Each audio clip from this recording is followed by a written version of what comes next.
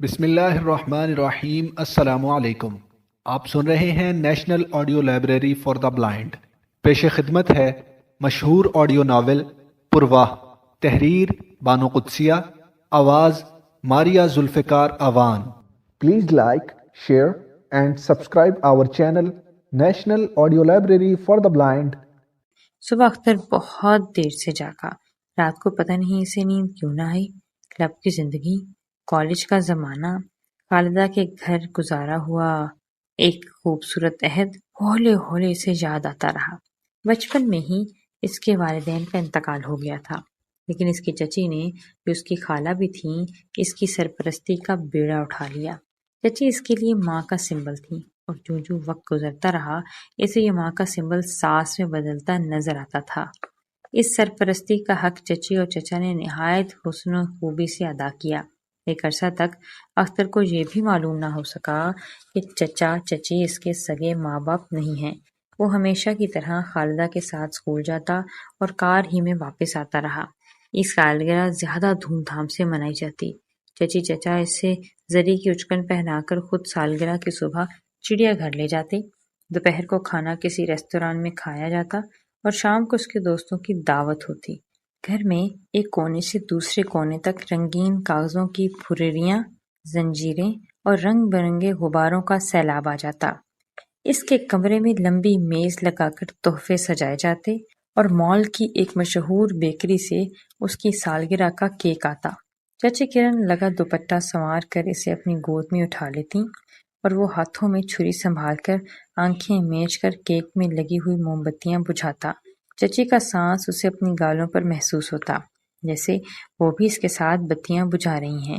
Cake پر چھری پڑتے ہی باہر پولیس کا بینڈ بجتا شروع ہو جاتا اور اس کے اسکول دوست تالیاں پیٹتے، کہکے لگاتے۔ رات کو چچی اپنی سہیلیوں کی دعوت کرتی۔ دراصل اختر کو صبح سے ہی اس رات کے ڈنر کا انتظار رہتا۔ رات کو چچی کی ہر سہیلی اس کے لیے کوئی نہ کوئی قیمتی تحفہ لاتی اور چپ کے آئندہ سال کے لیے اختر ان سے نئے وعدے بھی کروا لیا کرتا تھا۔ چچی اپنے دوستوں کے پاس ڈرائنگ روم میں بڑے دیوان پر بیٹھ جاتی۔ خالدہ اور اختر ان کے دائیں بائیں ہوتے۔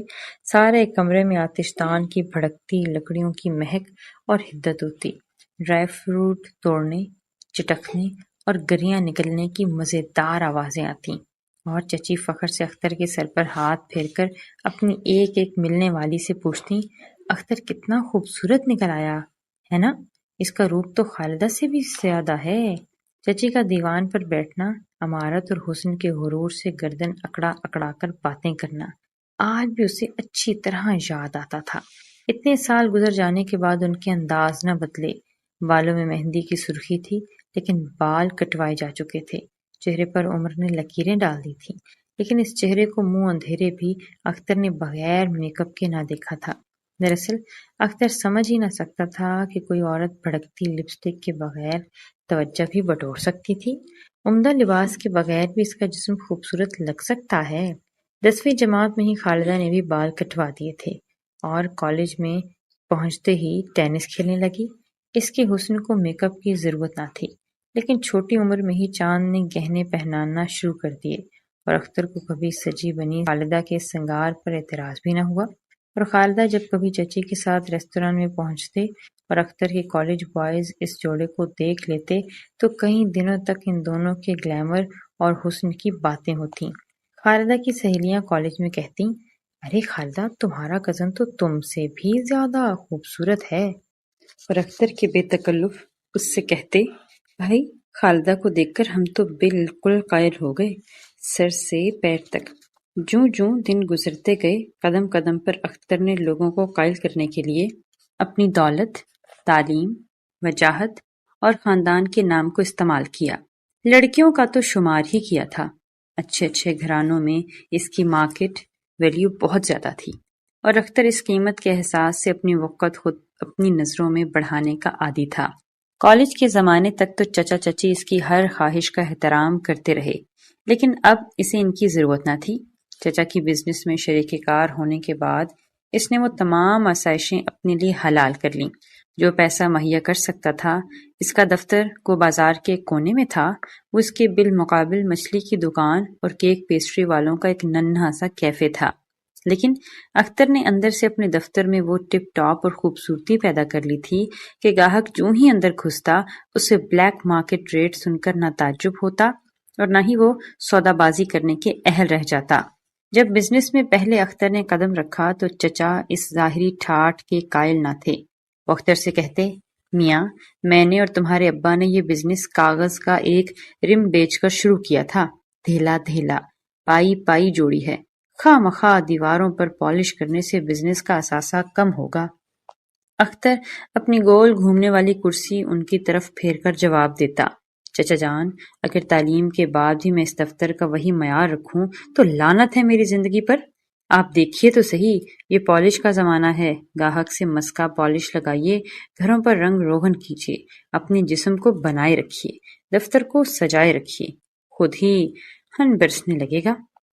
عموماً نوجوان کی باتیں ٹھیک نہیں ہوا کرتی، لیکن یہاں بھی اختر کی بات ٹھیک نکلی۔ وہ دن بدن اس کی ساکھ بڑھنے لگی، بیرونی ممالک سے لین دین بڑھ گیا، آرٹ پیپر اور کتابیں دھڑا دھڑ آنے لگیں، اور چچا جان خالدہ کے مستقبل سے مطمئن ہو کر زیادہ دیر گھر ہی رہنے لگے۔ دفتر کی کامیاب زندگی نے جیسے کندھا دے کر اختر کی انا کو اور بھی مضبوط، دلچسپ اور معذور بنا دیا۔ جب بلیئر کو 80 میل کی سپیڈ پر چلاتا، وہ اپنی کلب میں پہنچتا تو کلب کی زندگی میں ننھے منھے بھنور پیدا ہو جاتے۔ معمر عورتیں اپنی لڑکیوں کے لیے موزوں پر دیکھ اس کے قریب آ جاتی اور نوجوان لڑکیاں اس کی وجاہت، اس کی امارت اور اس کی ذہانت کے بوجھ تلے آہیں بھرنے لگتیں۔ وہ جانتا تھا کہ عورتیں اسے انگریزی میں دل کی دھڑکن پکارا کرتی تھیں۔ اس نام کو اپنے لیے استعمال ہوتے ہوئے دیکھ کر اس کی انا اور بھی پھن اٹھاتی اور اس کی قوت تسخیر سمجھتی، گویا کوئی انسان اس کی دل فریبی کے سامنے ٹھہر نہیں سکتا۔ 26 سالوں میں یہ پہلا واقعہ تھا جب وہ ایک لڑکی کے ساتھ ملنے کے بہانے تلاش کر رہا تھا۔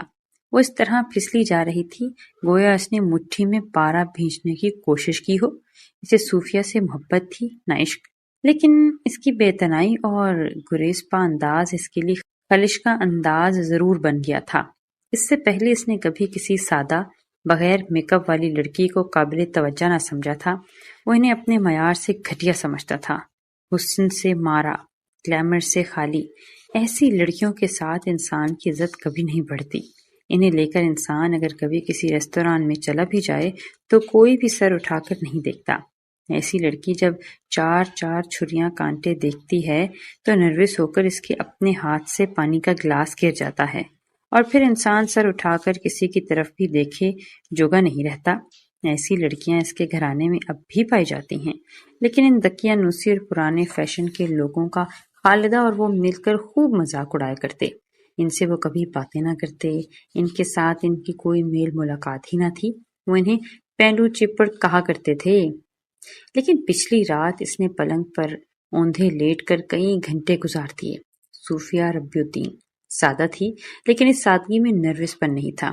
اس کے گھٹنے سے نیپکن پھسل کر قالین پر گرتا تھا، لیکن وہ گھبراتی نہیں تھی۔ پھر اسے خیال آتا کہ آخر صوفیہ نے بیرے کو دونی ٹپ کیوں دی؟ کیا وہ غریب تھی یا اسے امیروں کے اندازے ٹپ کا علم نہ تھا؟ سفید کاٹن کی دھوتی پہنے بالوں کی چوٹی لٹکائے کوئی لڑکی اس سے گریزاں بھی ہو سکتی ہے۔ سانولی صورت اور چھوٹا سا دبلا پتلا جسم، بغیر میک اپ کا چہرہ جاذب نظر بھی ہو، اس کی تو اسے کبھی توقع بھی نہ تھی۔ صبح جب اختر کی آنکھ کھلی تو پورے 11 بج چکے تھے۔ گھڑی کو دیکھتے ہی اسے خیال آیا کہ صوفیہ ناشتہ کر کے ڈائننگ روم سے جا چکی ہوگی۔ اس خیال کے آتے ہی اس نے اپنا تکیہ زور سے غسل خانے کے دروازے سے دے مارا اور اونچی آواز میں بولا، جاتی ہے تو جائے، یہاں کون پرواہ کرتا ہے، ایسی فالس ماڈسٹی ہماری آزمائی ہوئی ہے۔ پھر اس نے سلپروں میں پاؤں ڈالے اور غسل خانے کی طرف چل دیا۔ پیر سے تکیے کو ٹھوکر مار کر پرے کیا اور اندر گھس گیا۔ سفید چینی کے ٹب کا نلکا کھول کر اس نے سنک کے اوپر لگے ہوئے شیشے کو دیکھا۔ داڑھی کی جلد سبزی مائل ہو رہی تھی اور آنکھیں تلے ہلکے تھے۔ اس نے چہرے پر ہاتھ پھیر کر اپنی نیلی آنکھوں میں آنکھیں ڈال دیں اور اپنے عکس سے انگریزی میں کہا، بڑے لڑکے ہوشیار۔ بیرے نے دروازے پر ہلکی سی دستک دی تو غسل خانے کا دروازہ اندر سے بند پایا۔ 1 منٹ انتظار کرنے کے بعد اس نے پیتل کے نوب کو گھمایا اور چاندی کی تشتری میں اختر کا خط لیے اندر آ گیا۔ وہ چاہتا تو اس خط کو میز پر رکھ کر واپس جا سکتا تھا، لیکن بیرے کو معلوم تھا اور علم تھا کہ صاحب ایسے ہوائی خطوں کا ہمیشہ 1 روپیہ ٹپ دیتے ہیں، اس لیے وہ کمرے کی چیزیں ترتیب سے لگانے لگا۔ سنگار میز پر چاندی کا کنگھا اور برش چھاڑ کر لگایا۔ کوئی درجن بھر ملائمت قائم کرنے کی چیزیں اور لوشن تھے، انہیں جھاڑن سے پونچھ کر رکھا، پھر قطار در قطار بے ترتیبی سے پڑی ہوئی خوشبو کی شیشیوں کو غور سے دیکھنے کے بعد اس نے ایک بڑی بوتل کھولی اور 2 قطرے اپنی سفید وردی پر انڈیل لیے۔ کمرے میں فرانسیسی سینٹ کی ہلکی سی مہک پھیلی اور باسی فلٹ کی باس میں گھل مل گئی۔ جس غسل خانے کا دروازہ کھلا، بیرا اختر کا بستر لگا رہا تھا۔ اختر نے کمر کے گرد بڑا تولیہ لپیٹ رکھا تھا اور باقی جسم پر کوئی کپڑا نہ تھا۔ بالوں میں سے ننھی ننھی پانی کی بوندیں اتر کر کانوں اور ماتھے پر اتر رہی تھیں اور اس کی شفاف جلد سے صابن کی خوشبو اٹھ رہی تھی۔ سفید سبزی مائل جلد اب ہاتھی داند کی طرح سفید اور آب و تاب نظر آ رہی تھی۔ اسے دیکھتے ہی بیرے نے جلدی سے سلام کیا اور کمر میں سب سے پہلے زیادہ خم پیدا کرنے کی کوشش کی۔ کیا حال ہے نور دین؟ اختر نے خوش خلقی سے پوچھا۔ حضور کو دعا دیتے ہیں، کبھی اپنی پونچھ نہیں گئے؟ پھر اختر نے ذہن پر زور دیتے ہوئے سوال کیا۔ پچھلے سال ہزارہ گیا تھا صاحب، لیکن میں ہوٹل والوں سے سرکار چھٹی نہیں ملتی۔ اختر ڈریسنگ ٹیبل کے سامنے پڑی ہوئی تپائی پر بیٹھ گیا اور تازہ دھلے ہوئے جسم پر پاؤڈر چھڑکنے لگا۔ حضور کا خط ہے، نور دین بولا۔ پھر اس نے خط چاندی کی تشتری میں رکھا، بایاں ہاتھ کمر کی جانب کیا اور دائیں ہاتھ سے چپ کر خط حضور کو پیش کیا۔ اختر نے خط پر ایک نظر ڈالی۔ نیلی ہوائی لفافے پر خالدہ کی لکھائی تھی۔ اس نے خط کو چپکے سے اٹھایا اور اپنے سامنے کریم اور سینٹوں کی شیشیوں پر ڈال دیا۔ اس کے سارے جسم سے پاؤڈر کی بھباکے اٹھ رہے تھے۔ نوردین، وہ سامنے میز پر سے 1 روپیہ اٹھا لو، حضور کا ہی دیا کھاتے ہیں سرکار، پھر بھی وہ پیڈ کے اوپر پیسے پڑے ہیں۔ نوردین نے سنگھار میز کی جانب پشت کر لی اور چپکے سے 2 روپے ہتھیلی میں اٹھا لیے۔ پھر دروازے پر پہنچ کر اس نے کمر کو ایک فوجی جھٹکا دیا اور ماہر بیرے کی طرح بولا، تھینک یو سر۔ نہایت ہلکی سمر کا سوٹ پہن کر اختر نے پن پاکٹ میں سرخ رومال ٹکایا، کالر کے ساتھ کانشین کا پھول لگایا اور کمرے کو بند کیے بغیر برآمدے میں چلایا۔ ہوٹل کا جمعدار سرخ قالین پر برش پھیر رہا تھا اور آخری کونے سے ایک یورپین جوڑا جلدی جلدی باتیں کرتا اس کی طرف بڑھ رہا تھا۔ اس کا قریب سے گزرتے ہوئے عورت نے اس کی طرف دیکھ کر آنکھ ماری اور مسکرا کر بولی، گڈ مارننگ۔ اختر نے آنکھ کا جواب آنکھ سے دیا اور اطالوی میں بولا، بونجورو نو بادام۔ جوڑا ایک دم رک گیا۔ مرد نے ہاتھ بڑھا کر اپنا اور بیوی کا تعارف کروایا اور پھر وہ دونوں ہاتھ ہلاتے آگے بڑھ گئے۔ اختر کا قد، رنگت، لباس، چال، ڈھال، ہر جگہ اس کے لیے پاسپورٹ کا کام دیتے تھے۔ جب اختر لفٹ میں اترا تو وہ چند خاکی لفافے ہاتھ میں لیے لفٹ کے انتظار میں کھڑی تھی۔ آج اس نے لٹھے کی شلوار، پیازی قمیض اور ململ کا چنا ہوا دوپٹہ اوڑھ رکھا تھا۔ اختر جلدی سے لفٹ میں سے اترا اور اس کے لفافوں کی طرف ہاتھ بڑھاتے ہوئے بولا، نمسکار مشرقی پاکستان۔ وعلیکم السلام، اس نے مسکرا کر جواب دیا اور پھر لفٹ کی طرف بڑھنے لگی۔ صوفیہ کے لفافوں کی طرف ہاتھ بڑھاتے ہوئے اختر نے کہا، آج تو میری ہم وطن، میری ہم قوم بھی نظر آ رہی ہے۔ پہلے 2 قوموں کے فلسفے نے پاکستان عطا کیا، اب آپ کی ہم قومیت کا فلسفہ خدا جانے کیا رنگ لائے گا۔ اختر بالکل اس کے برابر ہو گیا اور لفافوں کے لیے ہاتھ پھیلا کر بولا، ہم قومیت کا فلسفہ تو بس ایک ہی چیز عنایت کر سکتا ہے، مس ربیع الدین، رنگاگت اور یکجہتی۔ وہ جلدی سے لفٹ میں سوار ہو گئی اور اس کی طرف پشت کر کے بولی، جی نہیں شکریہ، میں لفافے بازار سے لے آئی ہوں تو کمرے تک بھی لے جاؤں گی۔ بہرکیف آپ کی یہ کوشش بھی ناکامیاب رہی۔ پھر مکئی کے دانے چٹکنے کی آواز آئی، ایک ننھا سا قہقہ لفٹ کے دروازے کے ساتھ ٹکرایا اور اس کی نظروں سے لمبی سی چوٹی اور دوپٹے کے بل کھاتے ہوئے دونوں پلو غائب ہو گئے۔ اس نے سونے کے سگریٹ کیس میں سے سگریٹ نکالا اور زیر لب کہا، ہینگ اٹ آل۔ پھر وہ ہوٹل کے صدر دروازے سے نکلا اور ٹیکسی میں بیٹھ کر شہر چلا گیا۔ جب وہ واپس ہوٹل میں پہنچا تو شام آ رہی تھی۔ سڑکوں کا ٹریفک بڑھ چکا تھا اور کہیں کہیں بتیاں بھی روشن ہو چکی تھیں۔ اس نے ٹیکسی سے اتر کر 20 روپے ٹیکسی والے کو دیے اور پھر لمبے لمبے قدم دھرتا صدر دروازے کی طرف بڑھا۔ پام کے گملوں کے پاس ہوٹل کا درمان بیٹھا تھا۔ اس نے دیکھتے ہی اٹھ کر سلام کیا۔ نہایت خندہ پیشانی سے اس کے سلام کا جواب دیتے ہوئے اختر نے پینٹ کی جیب میں سے کچھ ریزگاری نکالی اور بغیر گنے اسے دربان کے سپرد کر کے سیڑھیاں چڑھنے لگا۔ گرے اور سیاہ موزیک کی سیڑھیوں پر سرخ قالین بچھا تھا اور ریلنگ پر چمکدار پالش شام کی روشنیوں میں اور بھی زیادہ پھسلنی اور آبدار نظر آ رہی تھی۔ آخری سیڑھی پر قدم دھر کر اپنے جی سے کہا، آج کا دن بھی رائگاں گیا، بغیر کسی لطف کے، بغیر کسی ایکسائٹمنٹ کے۔ اس کے کمرے سے ذرا ہٹ کے ایک یورپین لڑکی کھڑی تھی۔ اس کے بال پٹسن کی طرح چمکدار اور گندم کی طرح زرد تھے۔ اس نے تمام بالوں کو سر کے پیچھے اکٹھا کر کے سرخ رومال باندھ رکھا تھا۔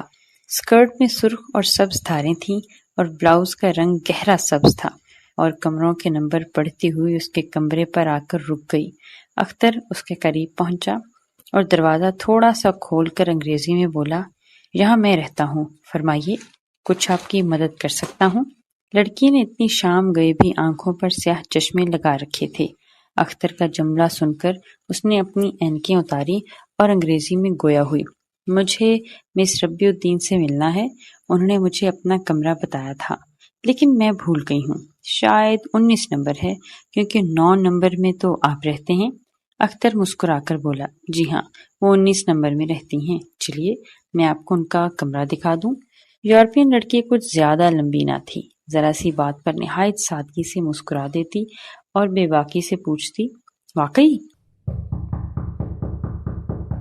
اختر نے کمرے کے دروازے پر دستک دی، آہستہ سے، پھر اس لڑکی سے مخاطب ہوا، مس ربیع الدین میری دوست ہیں، اچھا ہی ہوا مجھے آپ مل گئے، ورنہ یوں ہی ڈھونڈنے میں کوفت ہوئی، اور کزن بھی ہیں۔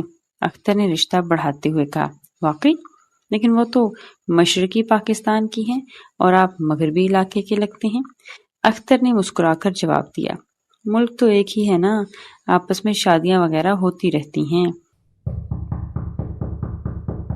اس بار اختر نے ذرا اونچی سی دستک دی، لیکن اندر سے جواب نہ ملا تو اس نے ذرا سا دروازہ اندر کی طرف دھکیل کر آواز دی، مس ربیع الدین، مس ربیع الدین۔ جب اندر سے خاموشی نے صدائے باز گشت دی تو سبز بلاؤز والی نے پوچھا، کیا آپ کے ہاں کزن ایک دوسرے کو اپنے کرسچن نیم سے نہیں بلاتے؟ جی ہاں، بلاتے ہیں، لیکن ابھی تو آپ نے انہیں مس ربیع الدین کہہ کر بلایا تھا۔ اس نے نیلی آنکھیں کھول کر پوچھا، صوفیہ مجھ سے کچھ خفا ہے، اس لیے۔ اس بار اس نے کچھ نہ سمجھتے ہوئے کئی بار سر ہلایا۔ میرا خیال ہے آپ میرے ساتھ چلیں، وہ چائے پینے ڈائننگ ہال میں گئی ہوگی۔ اختر نے اسے آگے بڑھنے کا اشارہ کرتے ہوئے کہا، پھر وہ دونوں ساتھ ساتھ سرخ قالین پر ڈرائنگ روم کی طرف چلنے لگے۔ اختر اس سے ذرا پیچھے تھا، وہ پلٹ پلٹ کر اس سے باتیں کرتی چلی جا رہی تھی۔ 2 دن سے ہم ایمبیسی میں مل رہی ہیں، آپ کی کزن بڑی دل فریب ہیں۔ اختر کا دل زور سے دھڑکا اور اس دھڑکن پر اسے سب سے زیادہ خود تعجب ہوا۔ جواباً وہ بولی، جی ہاں، نہایت، ہم دونوں ہم سفر بھی ہوں گی، میں واپس اطالیہ جا رہی ہوں۔ سنہری بالوں کا گچھا ہولے ہولے ہل رہا تھا۔ کب؟ یہی آپ کی کزن کے ساتھ، ایک ہی ہوائی جہاز میں سفر ہوگا۔ واقعی؟ واقعی؟ وہ ہنس کر بولی۔ اس کی ہنسی جیسے چھوت کی بیماری تھی۔ اختر بھی خواہ مخواہ ہنس دیا۔ ڈائننگ ہال میں بہت گہما گہمی تھی، اور اگر اختر اس قدر لمبا نہ ہوتا تو اسے کونے میں چھپی ہوئی صوفیہ کبھی نظر نہ آتی۔ میزوں کے درمیان سے خواہ مخواہ معافیاں مانگتا راستہ بناتا اور اطالوی لڑکی کو راہ دکھاتا وہ سفید دوپٹے والی کے پاس پہنچا۔ صوفیہ کو دیکھتے ہی سبز بلاؤز والی کی ساری جھجک اور کم گوئی کا بند ٹوٹ گیا۔ اس کی آواز ذرا اونچی ہو گئی اور وہ ہاتھوں کا اشارہ کر کے بولی، صوفیہ، اگر تمہارے کزن مجھے نہ ملتے تو باخدا میں تمہیں ڈھونڈ ہی نہیں سکتی۔ صوفیہ نے سر اٹھا کر اختر کی طرف دیکھا اور پھر اردو میں بولی، واقعی تم ذہین ہو؟ اس ذہانت کے بدلے میں بیٹھ جاؤں؟ اختر نے پوچھا۔ کزن پوچھ کر نہیں بیٹھا کرتے، صوفیہ بولی۔ اطالوی لڑکوں نے اپنا ننھا سا پرس پیالی پرچوں کے ساتھ ڈال دیا اور جوش سے بولی، ابھی تک ان کے نام سے ناواقف ہوں، میرا نام آنا ہے، آنا۔ صوفیہ نے اختر کی طرف اشارہ کرتے ہوئے کہا، اختر، اختر علی خان، باقی جو کچھ پوچھے خود بتا دینا۔ کیوں؟ میں اس سے زیادہ نہیں جانتی۔ یہیں کراچی میں رہتے ہیں کہ ڈھاکہ میں؟ آنا نے صوفیہ سے پوچھا۔ جی نہیں، لاہور میں رہتا ہوں، وہاں ہمارا کاغذ کا کاروبار چلتا ہے۔ واقعی؟ یہ انڈسٹری تو بہت پیسہ دلاتی ہے، اس نے کہا۔ جی ہاں۔ اور پھر وہ اردو میں صوفیہ سے مخاطب ہوا، اور یہ بھی بتا دو کہ ہم سے بڑا کاغذ کا بلیک مارکیٹر سارے پاکستان میں کوئی نہیں ہے، ایک لین دین میں ہزاروں کما لیتے ہیں۔ صوفیہ کا چہرہ یکدم زرد پڑ گیا۔ اس نے زیر لب جلدی سے کہا، اول تو بلیک مارکیٹر ہونا کوئی ایسی قابل ستائش چیز نہیں ہے، اور پھر اس چیز کا اعتراف غیر ملکیوں کے سامنے تو حماقت ہے، انتہا کی حماقت۔ اختر کی ساری خوشی اور شوخی ماند پڑ گئی۔ جس طبقے میں وہ رہتا تھا وہاں فخر سے لوگ اپنے بلیک مارکیٹیں ہونے کا ذکر کرتے تھے، وہاں بلیک مارکیٹ کرنا ذہانت کے مترادف تھا، عقل مندی کے ہم معنی تھا۔ پہلی مرتبہ اسے ذرا سی شرمندگی ہوئی، بالکل جس طرح صوفیہ نے جب دونی ٹپ دی تھی تو اس کے کان جلنے لگے تھے، اب بھی لہو اس کے کانوں کی طرف چڑھنے لگا۔ آنا نے صوفیہ کی طرف دیکھا اور پھر اختر پر نظر ڈالتے ہوئی بولی، کمال ہے، تم دونوں ایک زبان بولتے ہو، حالانکہ یہ لاہور میں رہتے ہیں اور تم ڈھاکہ میں، لیکن ملک تو ایک ہے نا؟ صوفیہ بولی۔ آنا نے کہا، پھر بھی سنا ہے کچھ زبان وغیرہ کا جھگڑا ہے۔ اختر نے بیرے کو اشارے سے بلاتے ہوئے کہا، انا میری پیاری اطالوی لڑکی، یہ جھگڑا ویسے ہی ہے جیسا کزنز میں ہوتا ہے۔ روئی، بھلا کبھی ہم وطنوں کو ایک دوسرے کی بات سمجھنا بھی مشکل ہوتی ہے۔ واقعی واقعی۔ بھلا تم بتاؤ، کیا نیویارک والے جنوبی امریکہ والوں کی بات نہیں سمجھتے؟ اختر نے سوال کیا۔ خوب سمجھتے ہیں، سمجھتے کیوں نہیں؟ میں خود شمالی اطالیہ کی ہوں، لیکن جنوب والوں کی بات خوب سمجھتی ہوں۔ بالکل اسی طرح بنگالی اور اردو میں صرف لہجے کا فرق ہے، صرف لہجے کا۔ اس بار پھر اس نے بات کو نہ سمجھ کر بار بار سر ہلا دیا۔ بیرے کو کافی کا آرڈر دے چکنے کے بعد اختر نے صوفیہ سے کہا، لیکن آپ کی اردو واقعی بہت منجھی ہوئی ہے، اتنی مہارت آپ نے کہاں سے حاصل کی؟ چائے کی پیالی منہ سے لگا کر وہ بولی، وہیں سے جہاں سے آپ نے بنگالی کا لب و لہجہ سیکھا تھا۔ سارے بال میں ہلکی ہلکی باتیں اور پیالی پرچوں کی بجنے کا شور تھا۔ ابھی شام کا میوزک شروع نہ ہوا تھا اور پیانو والا اپنے پیانو کو رومال سے جھاڑ رہا تھا۔ سارے ہال میں بدیسی سینٹ اور کیک پیسٹری کی ملی جلی خوشبو پھیلی تھی۔ سفید دوپٹے والی نے ایک بازو ساتھ والی کرسی کی پشت پر ڈال رکھا تھا۔ ہوٹل کی تیز روشنیوں میں اس کی سیاہ آنکھیں نہایت کشادہ اور براؤن نظر آ رہی تھیں۔ اس کی لمبی چوٹی دائیں کندھے سے ہو کر اس کی گود میں دھری تھی اور ننھے ننھے پیر انگوٹھے والے سلپروں میں سے جھانک رہے تھے۔ پیرے نے نہایت مؤدب انداز میں چائے کے تمام برتن اٹھا لیے اور ان کی جگہ کافی لگا دی۔ ننھی ننھی پیالیوں میں چینی ڈالتے ہوئے اختر نے آنا سے پوچھا، کتنی شکر آنا؟ 1 چمچ، شکریہ۔ آپ کے لیے صوفیہ؟ اس نے آہستہ سے اس کے بازو کو چھو کر پوچھا۔ بازو دریائے برہم پتر کے پانیوں کی طرح سرد تھا۔ صوفیہ نے بازو کرسی کے پشت سے اٹھا کر گود میں رکھ لیا اور آہستہ سے بولا، جی نہیں، یعنی بغیر چینی کے کافی پیوں گی۔ اس قدر شور آف نہ کرو، اختر نے اردو میں کہا۔ صوفیہ مسکرا کر بولی، جی نہیں، میں کافی نہیں پیوں گی، میں کافی پیتی ہی نہیں۔ اختر نے ایک ہاتھ میں کافی دان اور دوسرے میں دودھ کا جگ اٹھا لیا اور پیالی میں آنا کے لیے کافی ملا کر بولا، دیکھو صوفیہ، اول تو کافی نہ پینا کوئی ایسی قابل ستائش چیز نہیں ہے، اور پھر اس چیز کا اعتراف غیر ملکیوں کے سامنے تو حماقت ہے، انتہا کی حماقت۔ کیا کافی نہ پینے سے ہمارے ملک کی شان کم ہو جائے گی؟ صوفیہ سے پوچھا۔ بالکل، یہ لوگ تو پہلے ہی ہمیں وحشی سمجھتے ہیں، تو پھر بنا دیجیے، لیکن شکر 2 چمچ ڈالیے گا، شکریہ۔ ابھی وہ تینوں بیٹھے کافی پی رہے تھے کہ باہر کھلنے والی کھڑکیوں پر گہری شام کے سائے پڑ گئے۔ جگمگاتی سڑکوں کی روشنیاں اور سڑکوں پر آنے والی ٹریفک اور بھی بڑھ گئی۔ ہوٹل میں موسیقی بہم پہنچانے والے سازندے اپنی اپنی جگہ پر آ کر بیٹھ چکے تھے اور ایک نہایت اداس دھن بجا رہے تھے۔ سارے ہال پر غروب آفتاب کی الوداعی خاموشی آپ سے آپ طاری ہو گئی تھی۔ صوفیہ بہت چپ تھی، اس نے دونوں ہاتھ گود میں ڈال لیے تھے، یوں لگتا تھا کہ وہ کہیں بہت دور جا چکی ہے۔ آنا نے آہستہ سے پوچھا، یہ گانا جانتے ہو؟ سنا تو ہے لیکن الفاظ اب یاد نہیں آ رہے۔ اس نے اپنے ننھے پرس کو ہاتھوں میں لیا اور بولی، اس کے بول ہیں، تم پہاڑ کی جانب رہتے ہو جہاں سورج چمکتا ہے، اور میں پہاڑ کی اس طرف رہتی ہوں جہاں ہمیشہ چھاؤں رہتی ہے۔ اب یاد آ گیا؟ غیر شعوری طور پر اختر کی نظریں صوفیہ کی طرف اٹھ گئیں۔ نیلی آنکھوں نے براؤن آنکھوں کو اپنی گرفت میں لینا چاہا اور پھر رسا کشی میں اپنے آپ کو کمزور پا کر جھک گئیں۔ آنا اٹھتے ہوئے بولی، چلو صوفیہ چلیں، یہ بڑا گھٹا گھٹا ماحول ہے، اور پھر ان کی موسیقی بھی ٹھیک نہیں۔ لوگوں کو قنوتیت کا سہارا نہیں لینا چاہیے۔ جب وہ تینوں اس جگہ پہنچے جہاں سے لفٹ نیچے جاتی تھی اور برآمدہ کمروں کی طرف نکلتا تھا، تو آنا نے کہا، آپ بھی ہمارے ساتھ چلیے اختر۔ کہاں؟ یعنی اگر کوئی خاص پروگرام نہ ہو تو؟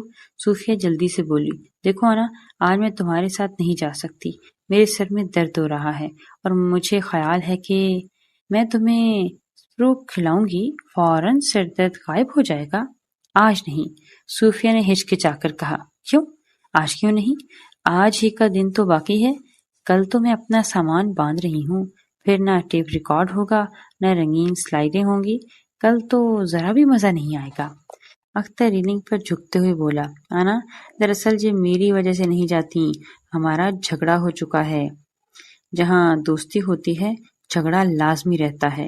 اس نے ایک ہاتھ سے اختر کو پکڑا اور دوسرا بازو پھیلا کر صوفیہ کو اپنے قریب کرتے ہوئے بولی، مجھے تو تم دونوں کا معاملہ خراب نظر آتا ہے، چلو میرے گھر چلو، تم دونوں کی صلح کروا دوں گی، واقعی۔ اور وہ تینوں ہنستے ہوئے لفٹ میں سوار ہو گئے۔